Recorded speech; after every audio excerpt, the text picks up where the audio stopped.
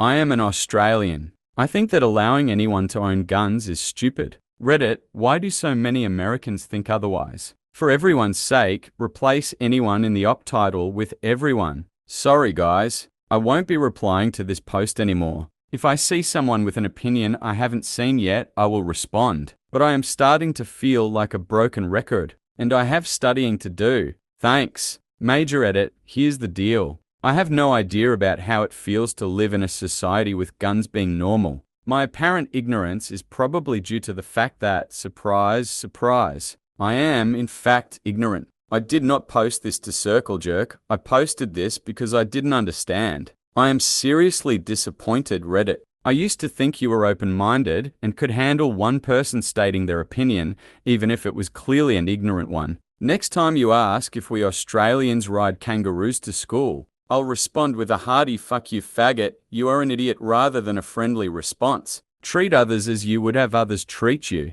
Edit 1. I have made a huge mistake. Edit 2. Here are a few of the reasons that have been posted that I found interesting. No bans on guns have been put in place because they wouldn't do anything if they were. I disagree. Americans were allowed guns as per the Second Amendment so that they could protect themselves from the government. Lol, what all this achieves is make cops fear for their lives constantly. It's breaching on your freedom. This is fair enough to some degree, though hypocritical, since why then do you not protest the fact that you can't own nuclear weapons, for instance? Edit 3, my favorite response so far. I hope a nigger beats the shit out of you and robs you of all your money. Then you'll wish you had a gun to protect you. I wouldn't wish I had a gun. I would wish the dark-skinned gentleman wasn't such an asshole. Edit 4, I must apologize to everyone who expected me to respond to them. I have the day off tomorrow and I'll respond to a few people. But bear with me. I have over 9,000 comments to go through,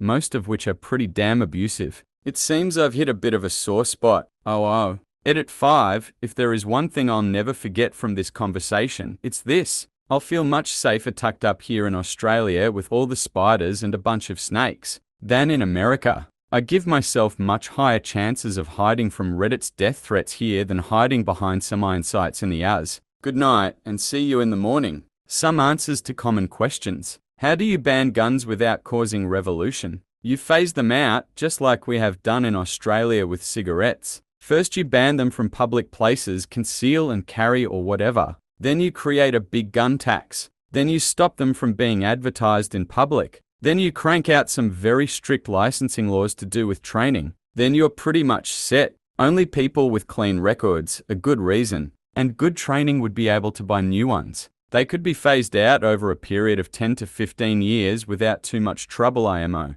I've just read some things about gun shows in America from replies in this thread. I think they're actually the main problem, as they seem to circumnavigate many laws about gun distribution. Perhaps enforcing proper laws at gun shows is the way to go then? Recyclegic is that way. I honestly didn't mean to word the question so badly. It was late. I was tired. I had a strong opinion on the matter. I think it's our right to own firearms argument, which I like the least at this point. Also the self-defense argument to a lesser degree. But what about hunters? I do not even slightly mind people who use guns for hunting or competition shooting. While I don't hunt, wouldn't bolt action 22s suit most situations? They're relatively safe in terms of people stopping power, more likely to incapacitate than to kill. Why do you hate Americans so? Well, to start with, I don't hate Americans. As for why am I so hostile when I respond? It's shit like this. This is why I posted the original post.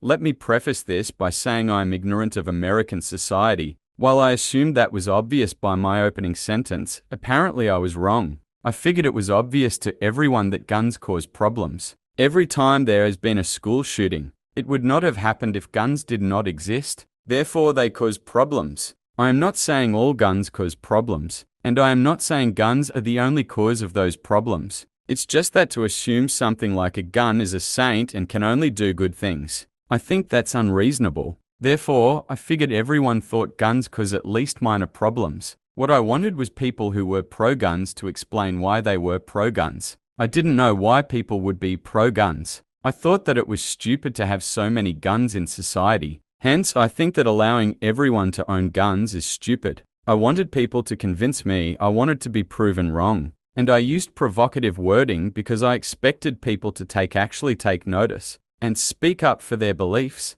I'm from Australia and now live in the Aus. Australia's strict gun laws were introduced after the Port Arthur massacre. My feeling is that they work very well. However, it is not exactly a huge challenge to disarm a country that doesn't have very high rates of firearm ownership. The difference in the USA is that there are millions and millions, hundreds of millions, in fact, of guns already legally in circulation and probably many more illegally. Restrictions on firearms ownership here would be ineffective, or at least nowhere near as effective as Australia's gun restrictions, because they would not restrict access to criminals. Guns are, and always will be, easy for criminals to obtain in the US, and no law will change that. Thus, as is often pointed out, restricting gun ownership would only or mainly affect law-abiding citizens. Stricter gun laws may have an effect on the number of accidental deaths and firearm-related suicides in the US, and that is a goal that should be discussed, but they will not affect the number of homicides, most of which involve gangs and lifetime criminals. Not ordinary people on a bad day. Americans have largely decided that they are willing to put up with some accidental deaths and suicides a lot, actually, but remember that America is a fucking big country. In exchange for people being allowed to protect themselves with firearms and engage in shooting sports, this is similar to any discussion of risk versus benefit.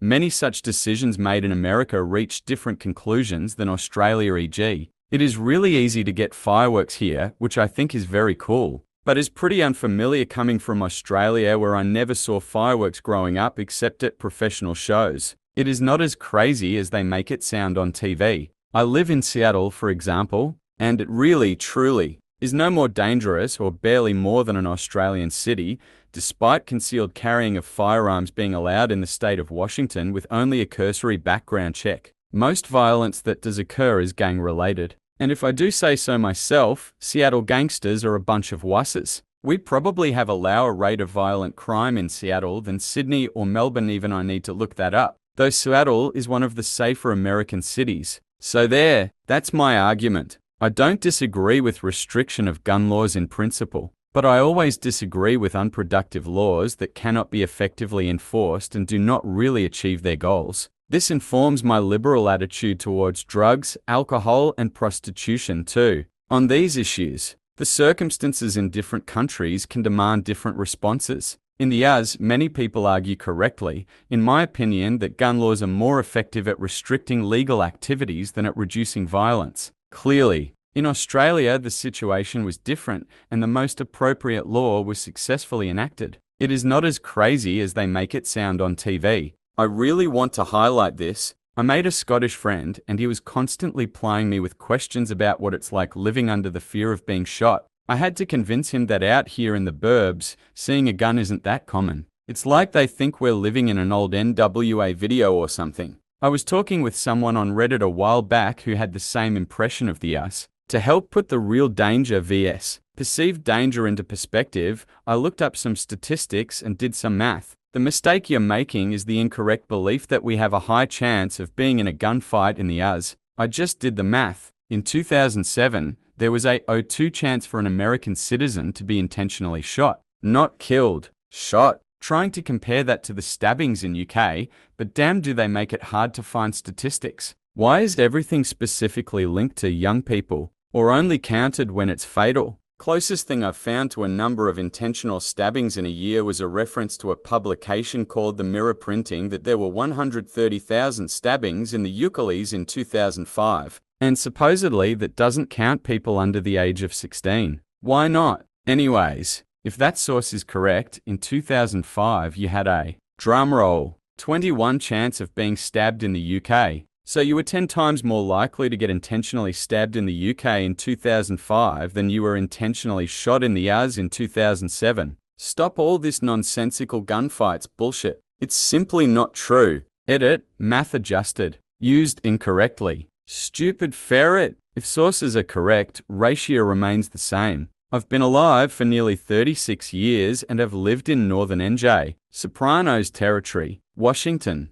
DC and Virginia, where gun restrictions are super lax. And I've never even seen a handgun anywhere outside of a gun range. There is a fundamental ideological issue between Oz and the USA. It is a right to own a gun in the Oz Second Amendment, etc. It is a privilege as viewed by Australian law to own a gun in Australia. That is, you need to prove you use it for a legitimate purpose, such as sport shooting or farming, and the government may or may not grant you permission. This does not answer the cultural fundamental differences, such as why Americans argue that legal gun ownership for issues such as personal protection is necessary, whereas most Aussies would consider this ridiculous, even if they could purchase a gun for protection. It is also interesting to note that purchasing a gun in Australia, assuming you have joined a pistol club or similar, which usually involves simply paying the annual fee, like a golf club, is quick and straightforward, far easier than many Australians would believe. As an American gun owner, you've pretty much hit it spot on. Most of the guns that are used for crimes here are illegally obtained anyways. I can't imagine many gangsters walk down to a store to buy a gun and abiding by the one-day waiting period where they do a background check and all of that. And then on his way out, buying a pair of earplugs and some eye protection. You can't be too safe. Print this, frame it, and put it up on the wall. This should be the stock response to every single one of these threads. Very well put. Except that the poster starts on a false premise. I'm from Australia and now live in the Oz. Australia's strict gun laws were introduced after the Port Arthur massacre. My feeling is that they work very well. The laws brought in after 1996 had no effect on gun crime. Meanwhile, knife crime has skyrocketed. I am an American living in Missouri, also has conceal and carry, yet you summed that up better than I could have. Good job, mate. You forgot to mention the initial point of firearm ownership in the United States, which is to protect oneself from their government.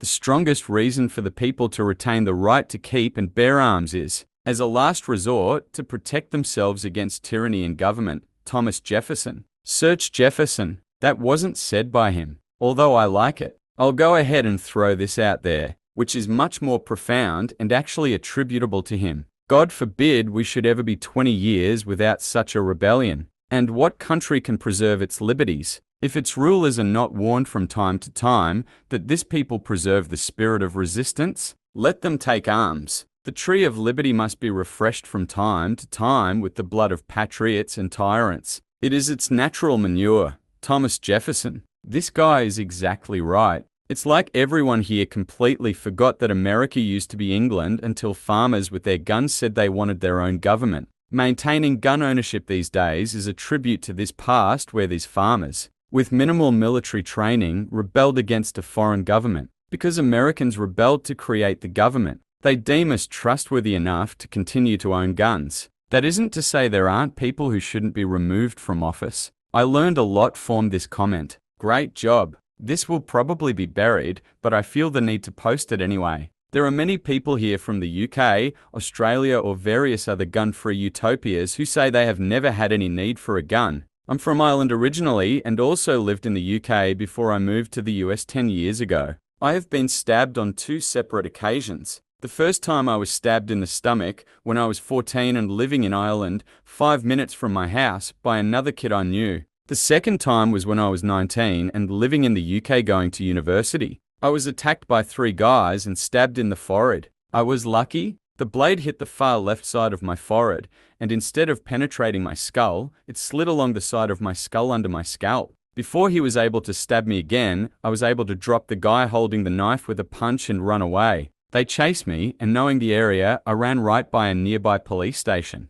shouting for help and bleeding. I couldn't stop to try to get in, since they were only seconds behind me and no police came out to help me, nor did anybody else on the street. I ended up getting away anyway, but that was purely by virtue of me being a fast runner and in good shape, even though I was injured. I carry a gun daily now, even though nothing like this has ever happened since I moved to the US. On 2 occasions I've been without the tool I need in order to effectively defend myself in a potentially deadly situation. I will not allow it to happen a 3rd time. A gun will not guarantee my safety if anything like this happens to me again, but it sure as hell gives me a sporting chance. Besides owning guns for self-defense, I own guns because they are fun. I first learned to shoot with my grandfather back when I lived in Ireland, and now that I live in the US, I can own damn near anything I want. Shooting has been a lifelong passion of mine, and it's easily my favorite thing to do. I love shooting them building maintaining and repairing them, collecting them,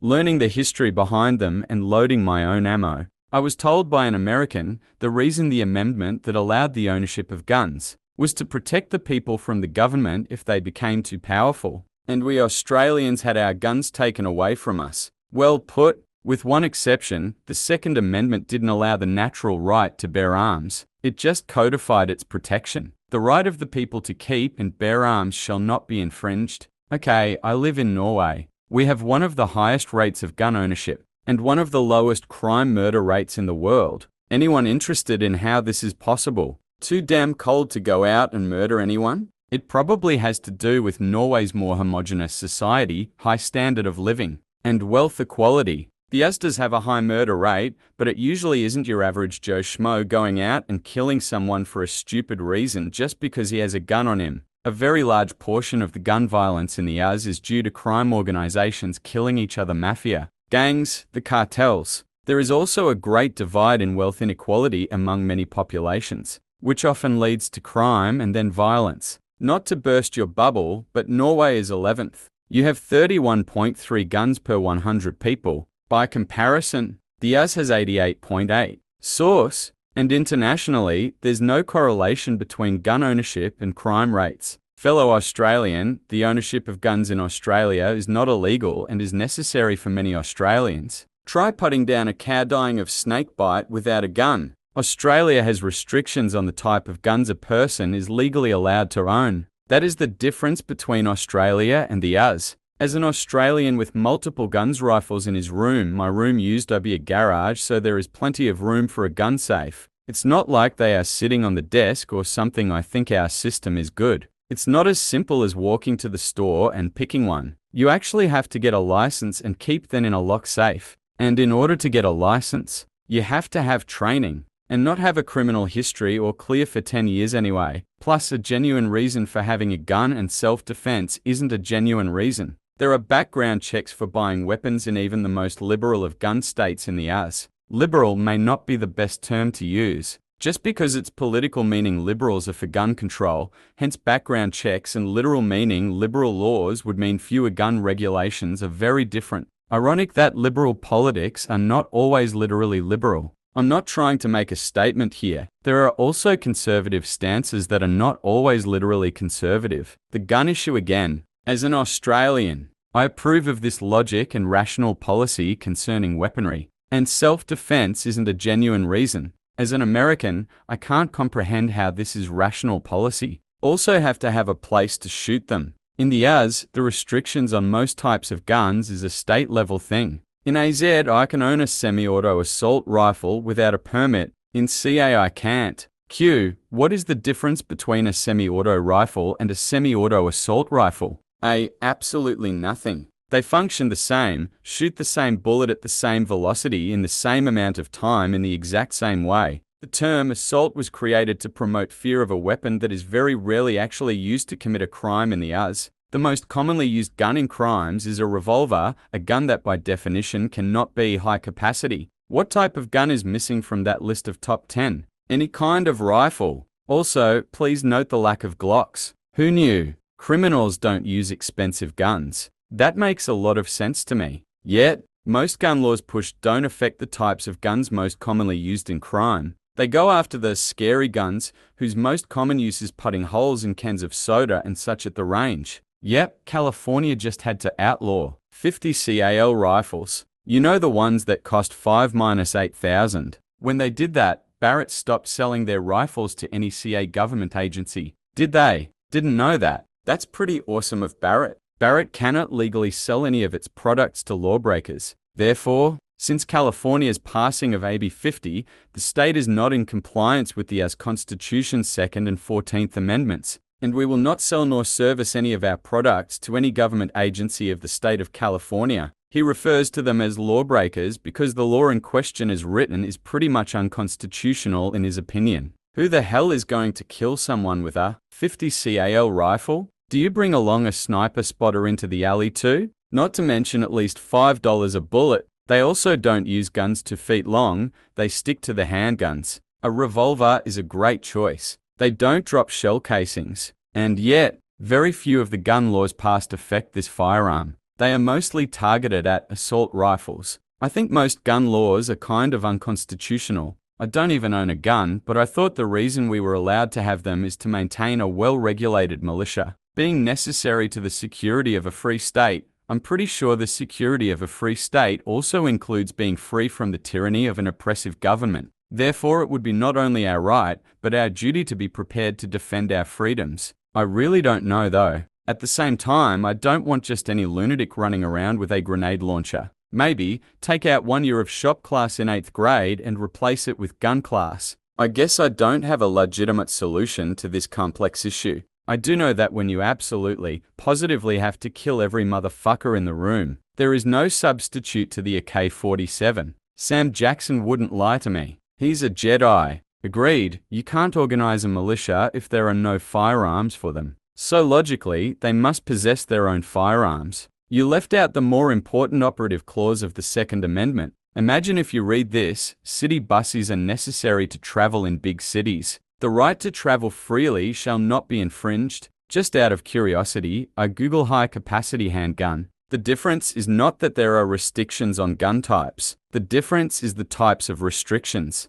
There are many federal and state-level regulations on what kinds of weapons can be owned and/or manufactured. You had to bring Australian snakes into the equation, didn't you? In hindsight, I should have said try putting down a snake dying of a spider bite. As with anything else dangerous, you can't outright ban guns. All that does is take the power away from the people. Criminals can and will get guns no matter what you do. All I want is to be able to defend myself and my property as best I can. It's not like the world is a perfect place filled with nice people after all. I'm an Australian and I believe there are legitimate reasons for needing to own firearms. Whether it is for rural purposes, feral animal management, or shooting snakes to protect your kids, or for genuine competitive sporting shooting purposes, firearms are just a part of life. Australia has very strict gun laws. I've personally jumped over nearly 12 months of bureaucratic red tape and safety inductions to be able to take up pistol shooting. However, it doesn't matter how strict the laws are. People with criminal intent will obtain firearms through illegal means.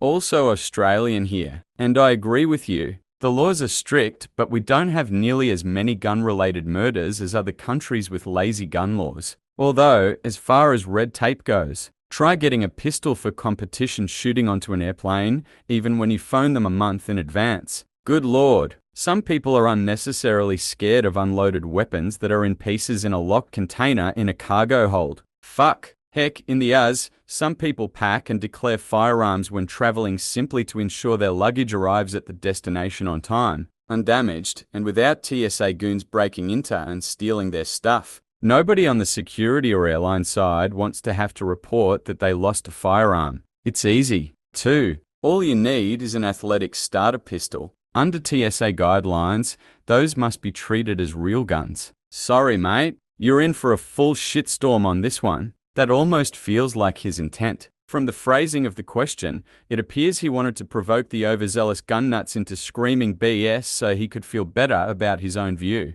This will probably be buried, but I need to get it off my chest. I argue NS supporter here. A lot of people have been saying that I should have stricter gun control because the US has more firearm-related deaths than any other developed country. Let's drill into it and focus on that a little more. Our gun laws are mostly organized by the state. You cannot have more than 10 rounds in a magazine in CA. For example, I live in Ohio. I can have whatever the hell I want. Same with TXAZ, etc. in NYC, DC, and Chicago IL in general, really. On the other hand, you have to jump through many legal activities to even buy ammunition for it in Chicago, and even harder to obtain a firearm. Now let's look at crime rates in those specific city estates. See below for gun-friendly statistics found in another source. Crime statistics released Monday by the Federal Bureau of Investigation (FBI) suggest strongly that tough gun control laws do little to curb violent crime. In Boston, where the state legislature recently imposed the most oppressive gun laws in the nation, the murder rate went up a whopping 67% in 2001. Likewise, the rate of forcible rapes went up 11%. Buffalo, NY, also saw a 67% increase in its murder rate and a 30% increase in its forcible rape rate in 2001. New York politicians routinely boast about having some of the toughest state gun control laws in the country. Chicago not only outpaced the national average by posting a 5% increase in its murder rate, but the city remains the odds-on favorite to capture the title of nation's murder capital in Chicago. It's illegal for citizens to own defensive handguns. The city's mayor, Richie Daley, is currently on a personal crusade to ban civilian firearm ownership nationwide. Now let me put you in this scenario. You're a young woman, mid-20s, attractive, walking home from your bartending job in the city. It's 2 a.m., so it's fairly empty around the streets. It's a 15-minute walk, and you make it every day. It's not long enough to warrant a cab ride, and you figure it's good exercise. A suspicious male eyes you and starts to follow you. You start to run, he starts to run. You turn into a wrong corridor out of panic, and it's a dead end. You reach for your phone and start to dial 911. It will be 4-7 minutes until the cops arrive, longer if you're in a large metro city. Plus, you're not sure where you have ended up due to the sheer panic, so you cannot give clear instructions for the cops to find you. Here you have a choice. If you do not own a gun, would you rather an armed, law-abiding citizen who saw this shady behavior from the beginning coming to your aid with his weapon at the ready, or would you rather have guns be outlawed for everyone, in which you'd be a victim of rape? Even better, would you rather have a weapon yourself, trained on how to use it, and confront the attacked head-on? Hypothetical. Sure, but I'm sure it has happened before. Not every death you all are counting is gun-related.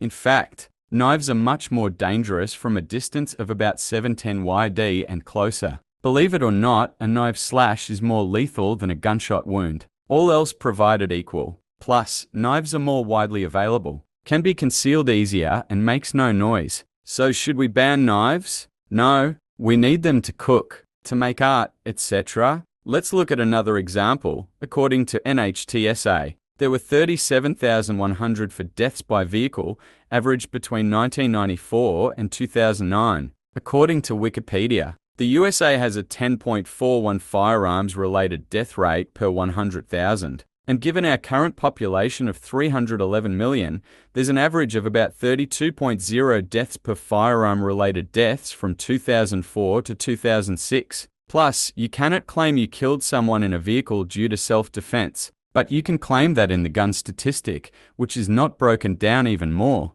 People use guns in suicides, but seriously, if you wanted to kill yourself, you'd find another way. Unintentional deaths were only 23 per 100,000. According to this study, we should be banning cars before guns. It's just so much easier to blame guns because they have one use instead of two or more, like knives or cars. Just putting some perspective out there. Same with virtually any tool machinery out there. Credentials: I'm a firearms instructor, own 6 of them myself, and shoot them for sport and competition as well as carry for my personal protection. Fact, after passing their concealed carry law, Florida's homicide rate fell from 36 above the national average to 4 below, and remains at below the national average as of the last reporting period, 2005. Fact, the serious crime rate in Texas fell 50 faster than the national average after Texas passed a concealed carry law in 1995. I live in Chicago, and I can say that this past weekend we had 40 shot and 10 dead, and we have some of the hardest laws in the country to purchase or own a gun.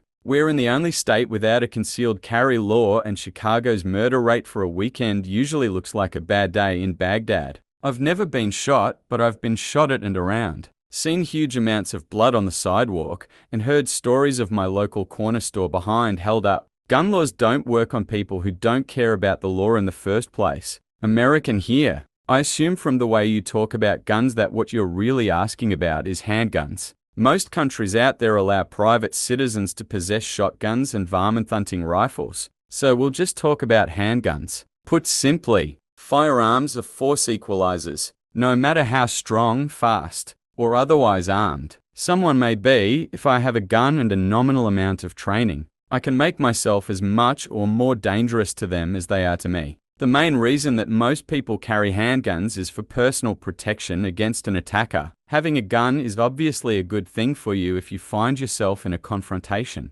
Remember, even if you have a gun, You can only use it if you feel immediate and significant. How significant is determined from state to state danger to yourself or others, and you can't even brandish it unless you feel directly threatened. In America and in most countries, citizens are guaranteed the right of self-defense. Unfortunately, self-defense is useless unless you are able to meet or exceed the force presented by an attacker. Again, guns are a force equalizer. Possession of a firearm more or less guarantees that you will be able to defend yourself adequately. Most of the time, the simple act of brandishing a weapon is sufficient to halt whatever altercation might have taken place. I refer you to this fact sheet. Full disclosure, that page does not mention what criteria are used to define a use in self-defense, but their sources seem to hold up, so I trust the numbers. One of the main problems is police response. In an ideal world, a police officer would be immediately available and present during an altercation or crime. Unfortunately, average response times are a few minutes. This can be up to 5 to 10 minutes or even more in rural areas, which is plenty of time for an altercation to go south. Your own actions are going to determine how well you come off. If you find yourself with a hostile attacker and a firearm, increases your chances significantly. In countries like the UK, handguns are sufficiently rare, simply due to cultural stigma, that they have never really been widespread. In the US, we've had the Second Amendment in our Constitution since the Bill of Rights was passed in 1791. There are a lot of guns floating around, and it is very easy for someone to get their hands on one legitimately or not. With that in mind, if a citizen is going to be allowed to adequately defend themselves, you pretty much have to let them have a gun on their person.